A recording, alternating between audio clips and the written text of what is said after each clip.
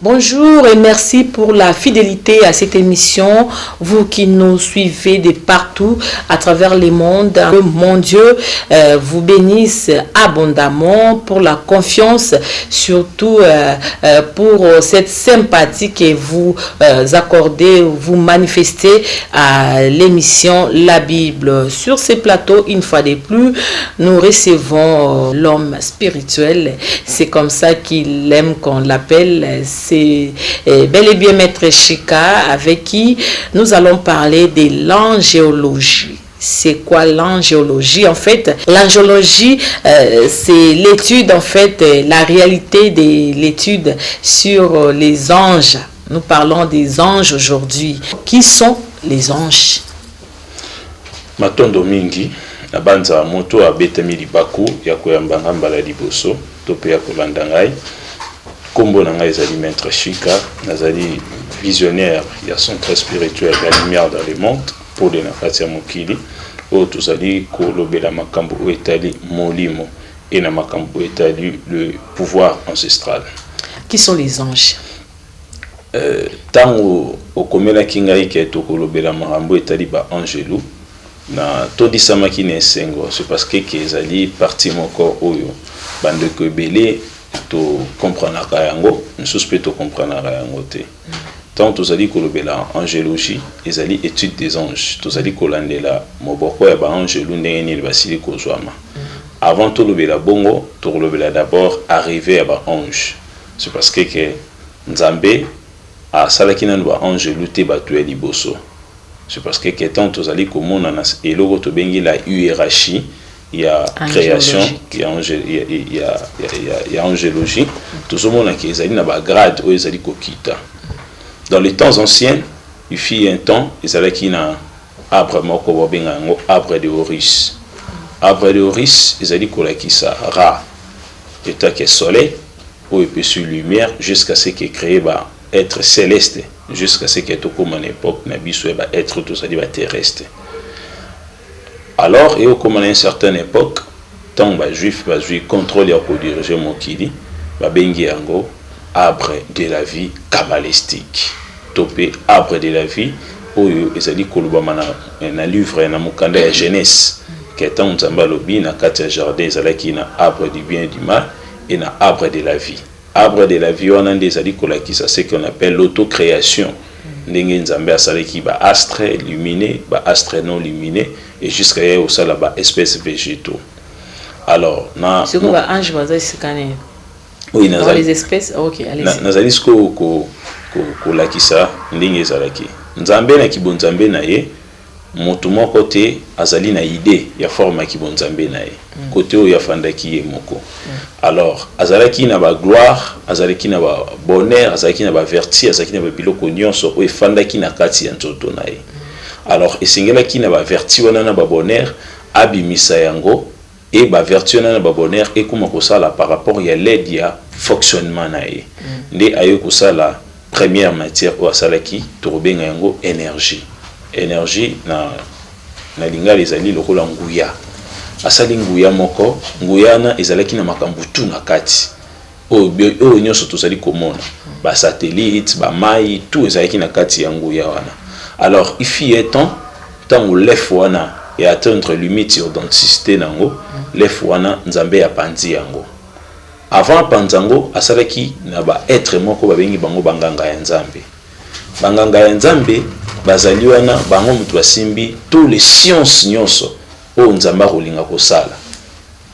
Banganga ya Nzambe wana nde bazali ba premier être Nzamba salaki. Nda pesi bango première mission bakende kopanza liki wana ya création. Tango bapanzi liki wana Nzamba osala le premier monde o babengi yango Keter. Keter ezali na hébreu na lopoto babengi yango couronne. Ayo kosala loko bato babengaka couronne. Na kati ya couronne wana atie mokonzi moko. Mokonzi wana azali angelu te. Mokonzi wana babengi ye na kombo ya mosika na nzube. Na lingala na lopoto babengi ye Métatron. Ye mutazali l'image par laquelle on a représenté va être tout au Nzamba kosila kosala. Alors, tant on a salué le premier être wana, Métatron nde azali chef sikoyo ya moboko nyonso ya ba angelo bakoya to pe ba espèce nyonso bakoya baye kosala deuxième monde babengi yango na kombo ya sagesse hokma. Donc nzamba salaki d'abord la sagesse et aye kosala eloko ba obenga troisième monde l'intelligence. C'est parce que sagesse ne botama ki liboso ya intelligence ache ba esprit ba gérer yango côté na sagesse ache ba angelo ba être to bengi bango ba chérubin na okana ba tumsusu ba benga ba chérubin bango bazali ba être o nzamba tsaki po ba gérer elo to bengi sagesse ya nzambe. Tango alongo yana aye kosala. Les anges ont été créés avant la sagesse et l'intelligence. Donc bazalaki après d'abord. Ça peut être après la première créature. On a créé les anges. On a créé d'abord la sagesse et l'intelligence. Ensuite, on a créé les anges pour qu'ils viennent habiter soit l'intelligence, soit la sagesse. Non, Nzambe ba être oazo sala, bazani ba ange, ba être nazoloba, ba chérubin bazara ba ange te. OK. Bazana même race na ba ange te. OK. Bazape na même forme te. Tango aye kosala ba chérubin, aye kosala ba vieillard ya temps. Auto bengi yango bina. Est-ce que le 24 veillard va faire? Alors le 24 veillard, bango bazalaka na bazuzi ya likolo, bango bazala na bongengite, bango bazala mulili. Le sel eloko o engenga ke pa na bango ezalaka ke couture bango balataka na motu. Voilà. Et couture ani ezali cresté na ba pierre précis nyonso to ebi paradisiaque et terrestre. Bango bazala na bongengite. Alors ezali moi moboko ya mulai pour na repousser na katikati nzambe ya kosala ba être moko na lumière pour ba être nyonso to lobiana bazana lumière obiso to yeba te ba ange basali on a lumière ndesko nzambe aye kosala ba angelo. Donc les anges sont des êtres lumineux. Oui. Yango mona son angelo abimélio, il faut sentir lumière moko boy. C'est parce que bango basali bango na lumière, matière on nzamba sali bango zali lumière. Alors tant on nzamba sali ba angelo basilisco ko kabwana na moboko na bango au nombre de 12. Bazali moi ebele. Alors na kati ya 12 wana to komona ba Michael, ba Raphaël, ba Uriel, ba êtres o bisoto epi. Alors ba angelo tant on nzambe asali bango nde sikoyo apesi ba angelo ba mission ya kosala. Ezali na angelo moko musala na ye pona komema guérison. Babengi Raphaël. Raphaël azalaka wana juste pour na ba guérison. Moto azali na maladie, moto azali ko souffrir, akozala na angelo akoya ko intervention comme le rôle là Raphaël. Alors ezali na ba ange mususu o babengi bango lokola ba Uriel. Uriel azali angelo oyo par laquelle azali na lumière o azali ko apporter et pas ya montonnion so azali ko bengaye. Alors tango nzambe asili ko salisa ba angelo na molongo ya ba angelo tango esili nde siko nzambe aye kosala babiloko oyo tosili kobenga banzete mabele mopepe mai na moto. Nzambe aye kosala babiloko wana nyonso e nzambe aye lisusu kosala nyama. C'est parce que nyama asalima liboso ya moto. Moto azali créature ya suko nzambe asalaki. Ezala na fourmi azali vieil à temps na biso, azali mukolo na biso. Alors tant nzambe asali banyama apesi ba angelo rôle babanda ko enseigner siko banyama bafandaka na banyama. C'est pour cela vous allez remarquer même na soya archange Raphaël ils ont un signe ya nyama. Vous allez aussi remarquer même Gabriel ce qui a bimelio a toujours na nyama. C'est parce que chaque angelo azwaki nyama moko oyo ya comme ami. Penyama wana arozala comme symbole na o ya robanda ko se présenter, ko se manifester quelque part. Pour nous repérer sa lumière, bon mona yango na lisolo ya Ézéchiel. Là azali ko beta lisolo ke amonaki les 4 trônes ya Nzambe mais azali na forme ya banyama. Moko azali na forme ya ba veau mais avec ba lumière ebele. Alors banyama nde bazalaki batu oyo topé ba espèce oyo ba andeki kotambola na ba angelo.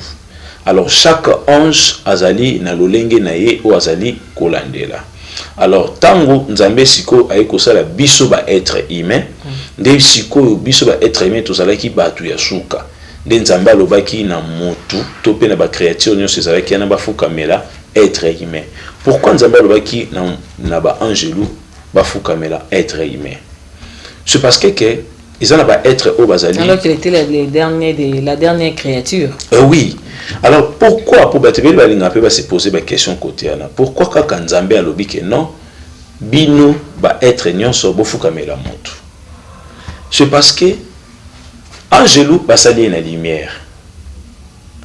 Ezali na ba nganga ya Nzambe o basali bango na molili.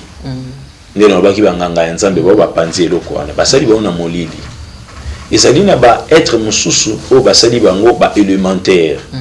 Ba être o basali peut-être na élément ba nature na bango ezali élémentaire.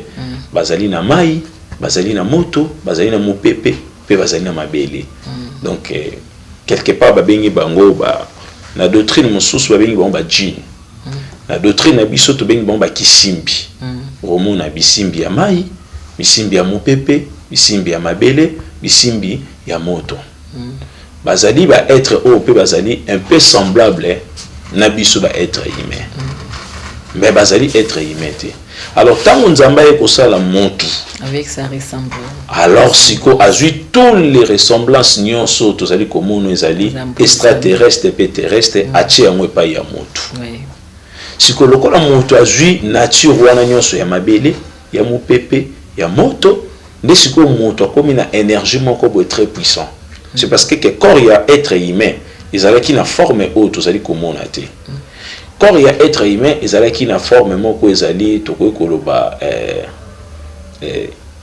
ezala ki na forme moko hydrosphère. Donc c'est-à-dire ezala forme moko lokola sphère moko ezala na mai. Nde tomona na quelque part na chimie ba robenga ngo firmament.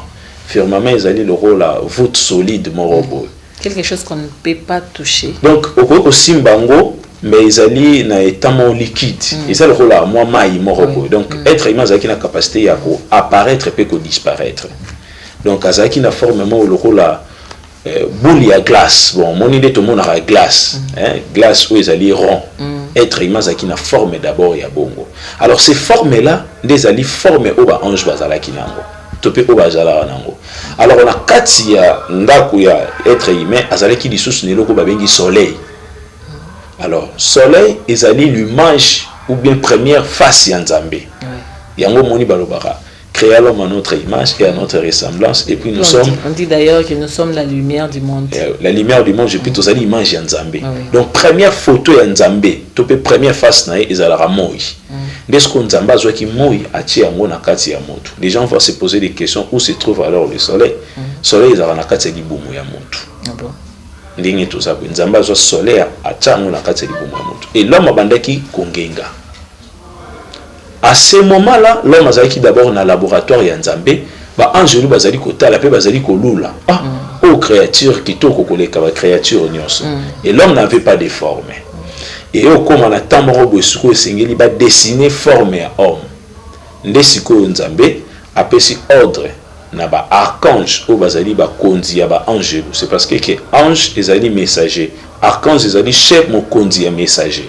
Chérubin ba chérubin de bazali ba lokola ba pierre précieux poto ke musika te le roi to mona aba 24 veillards. Les 24 veillards bazali ba parce que les gens auront besoin de cette différence. Il y a les 24 veillards, les juges, oui, les chérubins.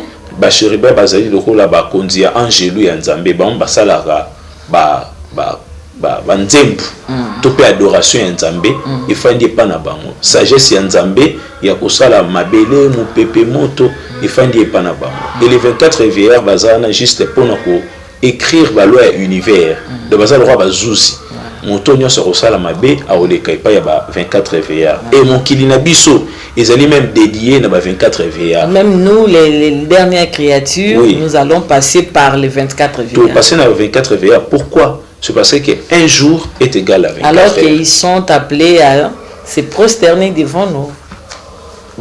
Être oyo se prosterner qui devant biso c'était tous les êtres. Par rapport à obéissance il y a moko Nzambe. Mais être wana bazali très supérieur na biso. Les 24 veillards. Le 24 veillards. Pourquoi? C'est parce que un jour na biso terrestre est égal à 24 heures. Alors journée na biso ezali gloire ya vieillard moko na système na bango. Alors pour na ko kota na côté kuna te tozonga na côté na biso pour ne pas se perdre. Tango motu asalemi na forme oyo azali na yango nde sikoyo baye kozwa argile bakotisi yango na kati ya nzoto ya motu.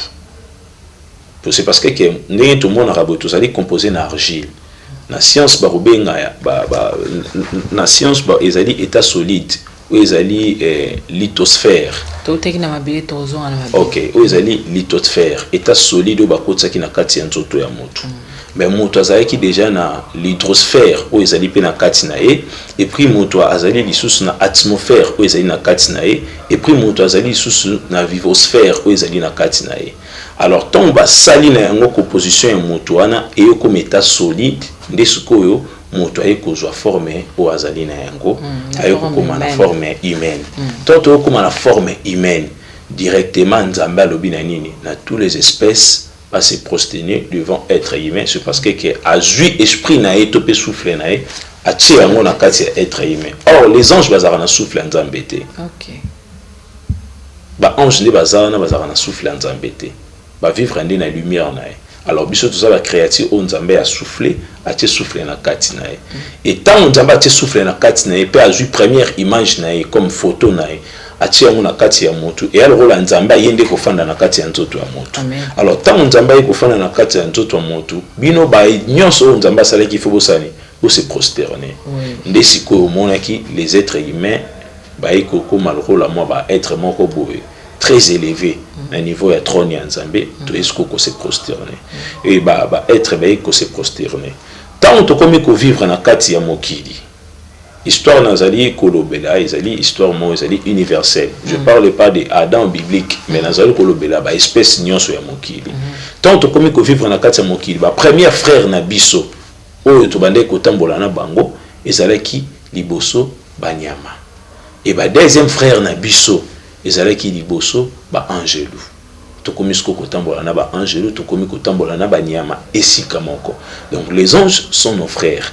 Alors tant où tu es ko perdre corps de gloire au to salaki na yango, to kitina état oyo, nde sikoyo et ko koma entre des harmonies entre biso na ba ange ko bazali luminé. Ne to kita ce qu'on a kati ya planète Terre. Tant to kita na kati ya planète Terre. Bon, à cause ya ba désobéissance ou salemaki. OK. Na ba désobéissance ou salemaki wana, c'est parce que bato pe bazaki censé ozong sa mutu na kati ya mokili ezali toujours ba 24 VA. Pour ba on ba signer qui accord wana. So ba on va signer accord te ko lekate. Donc ezali loko la administration ya nzambe. Donc bango mutu faut ba signer. Alors tant ba vierre ba signer, c'est ba refouler l'homme na kati ya planète Terre. L'homme a quitté ce qu'on a quitté la planète Terre. Bon, l'homme a quitté la planète Terre. Tu vas changer le système de l'atmosphère pour vivre dans l'eau. Tu vas vivre dans l'atmosphère. Les psychos, biso, n'aba ange to yoko koma na désharmonie. Tant to koma na désharmonie, nos ancêtres au bazaki liboso. À cause de ces corps de péché. Oui. Nos ancêtres au bazaki liboso, ba yaki ko perdre sikoyo connaissance, to pe connexion au bazaki na ngona ba ange.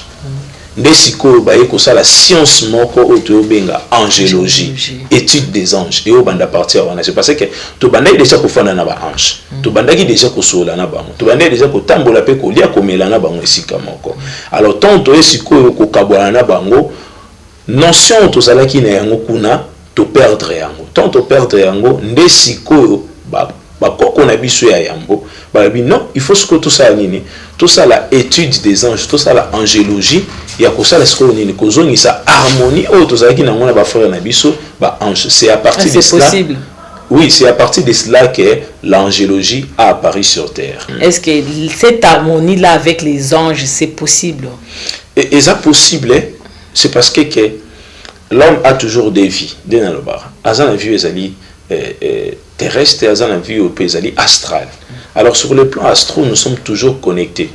Biso tout les tous arabes, tous connectés dans la puissance angélique.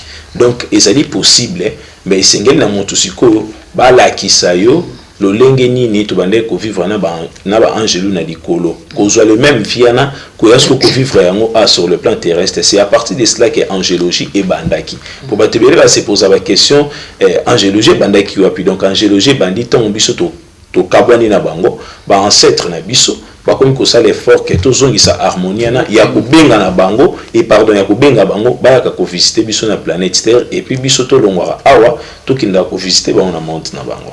Oui, un frère musulman a posé une question de savoir si l'ange qui est apparu au prophète Mahomet est arrivé après invocation du prophète ou il lui a surpris en fait, pareil avec Jésus. C'était comment?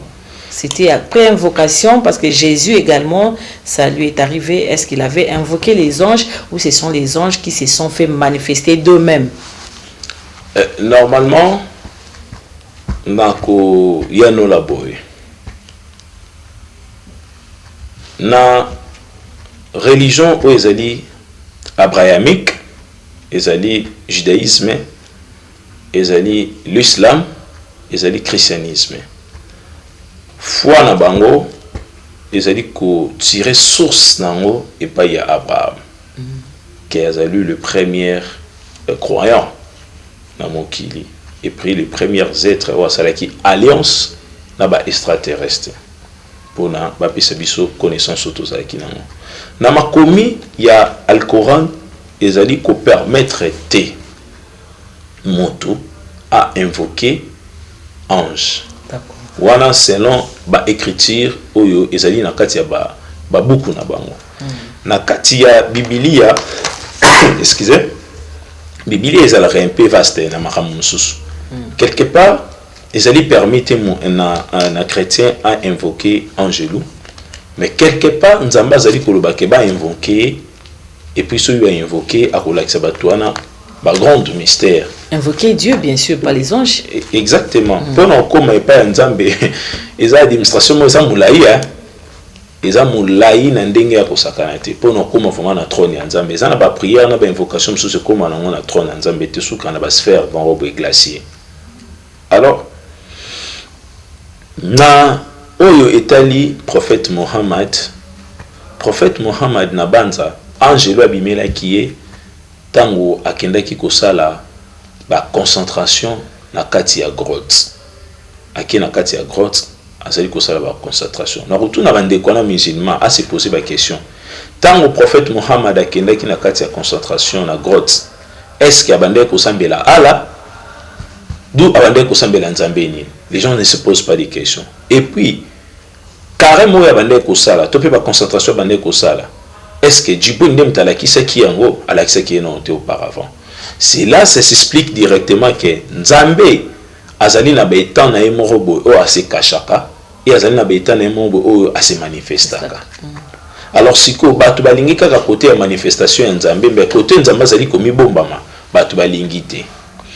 Jésus aye kosambela angelo abimelie pe angelo aye ko fortifier. Il faut que les gens se posent encore des questions. Est-ce que Jésus a bien dit ça qui est angelo, tout peut angelo est qui est automatique. Par là, on a pour répondre à vous.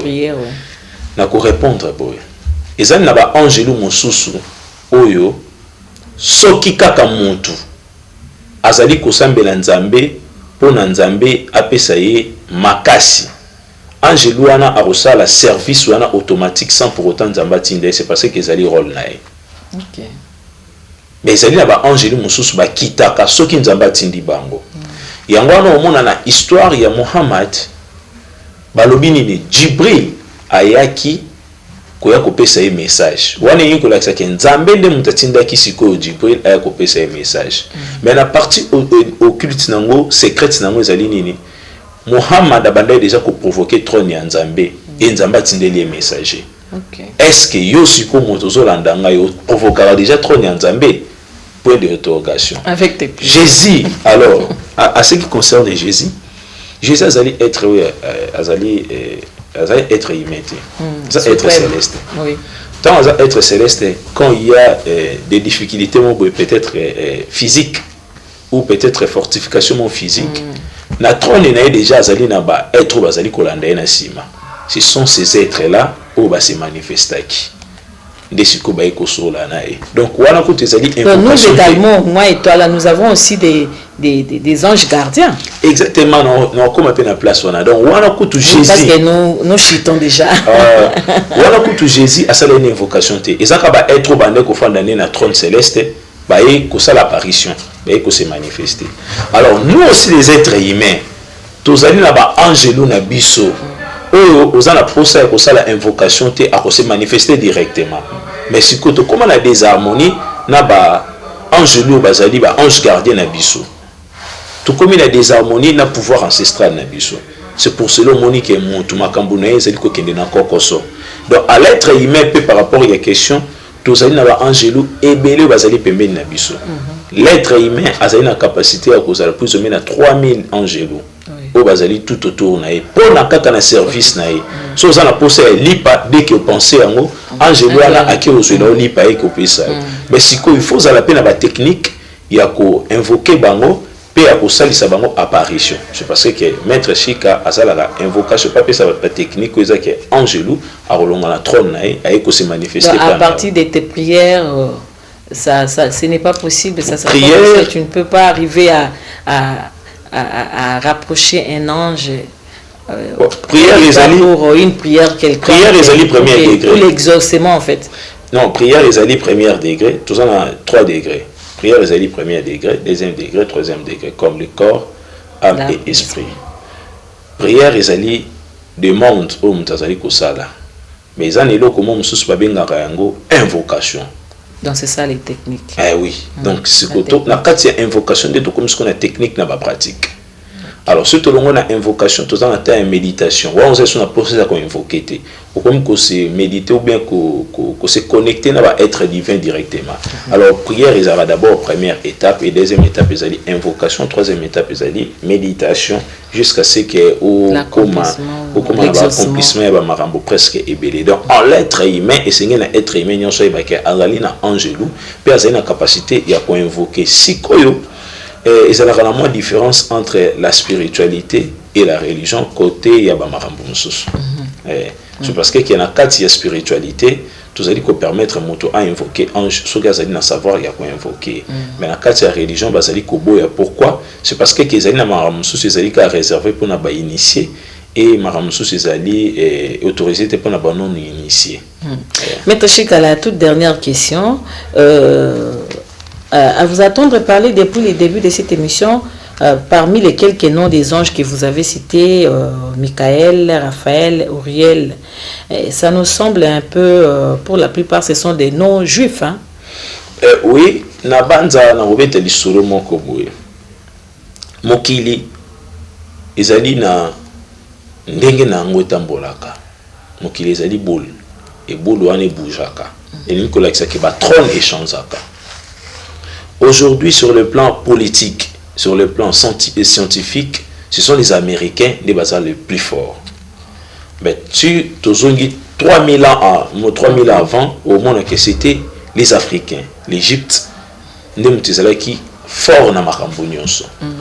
Au monde a tozongi peut-être 1500 avant au monde que Éthiopie a comme une grande puissance dans la marambo mosusu. C'est pour cela que vous allez remarquer même aussi l'angélologie, ce qu'on appelle livre il y a Enoch.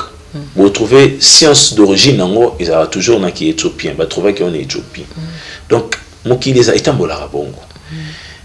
Tango ba juif contrôle donc c'est parce que ba juif ba bibliothèque wana na Égypte. Tant que vous bilo qu'on a na Égypte, ba changer ba combo ba être divin na langue na bango. OK. Ndesiko lelo au moni ba tebele bazali ko benga nzambe msusu Elohim. C'est parce que les ba juif nde ba juif monopole Adonai tout consonne. So moni pe za bongo Yahweh, ils ont ba nom morobo origine en ezali juif. Pourquoi? C'est parce que les juifs n'ont pas eu monopole, il y a quoi enseigner la spiritualité aux alliés à Bango et enseigner la Bango peut pas imposer combo na Bango. Or en réalité, bah ange aura combo par rapport à fonction ou à ikosala. Par exemple, ange de Bengi Gabriel. Gabriel par définition ni koloba kaka Dieu est ma force.